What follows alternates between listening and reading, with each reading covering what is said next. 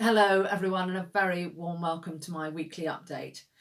It's fair to say that in my job, you never know what is coming around the corner next, and so it was the case with farming rules for water and the regulatory position statement that was published by the Environment Agency this week. I have to say, nothing prepared us for what we saw. And ultimately, this position statement was about, from the Environment Agency's point of view, making life easier, so they thought, for farmers to comply with Rule 1 in Farming Rules for Water. In fact, in our eyes, it's done the exact opposite, and we predict that hundreds, maybe thousands of farming businesses will be unable to comply with their proposals. So we know that sewage sludge, biosolids, digestate, organic manures are a vital part of building soil health. And indeed, the Sustainable Farming Incentive has set out an ambition for ever better resource use efficiency so we can make the most of these waste products because they are absolutely integral to the route to net zero. So we've had a lot of conversations with ministers in Defra. In fact, spoken to all of them, and those conversations are ongoing. I have to say they seem equally blindsided by this, what I would only call a one-eyed approach, effectively. And the other concern I would have is the cost involved. You know, if this is going to be implemented, we'd need to be looking at lower emission spreaders. We'd need to be making sure that we are focusing on planning rules, storage. None of this is in place at the moment. Indeed, there will be challenges in many cases with local authorities getting planning over the line. So that the timescale just does not work apart from anything else. So we are asking for the Environment Agency to suspend this position statement, to consult fully with farmers across the country so we really can realise the true benefit of these waste products.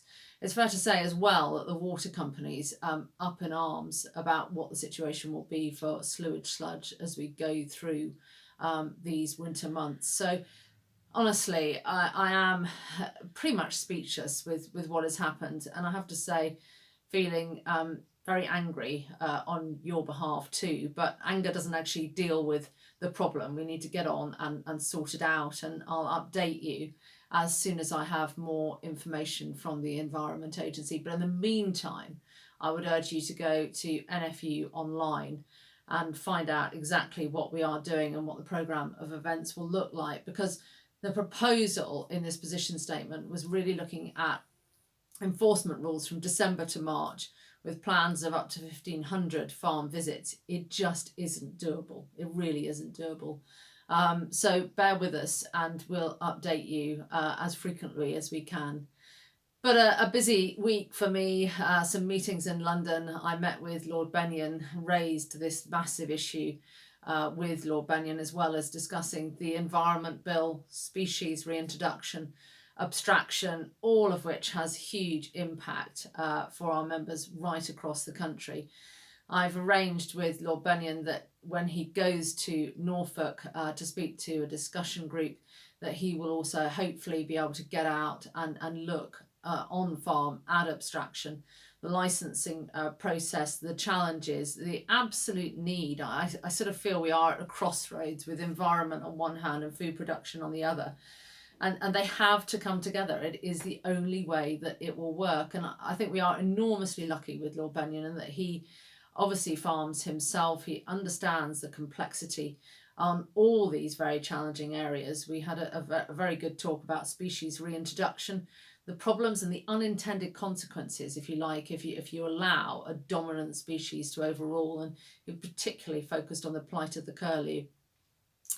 As well as all of that, I met with Defra Chief Scientist Gideon Henderson, always constructive meetings, very focused on the science, the big ticket innovations, if you like, for our sector that are coming towards us. Some of them not known, some of them known, but I think we're going to see some game-changing technologies in the next 10 years.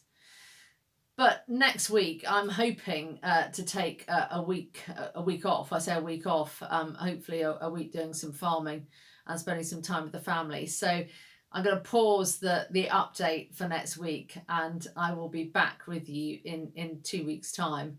My phone is always on, so don't worry, I won't be out of contact with anyone. But it's just to say to everybody, this is a really tough harvest. The weather, I don't remember quite such a bleak summer for a long time. Let's just hope it clears up and we get the harvest done.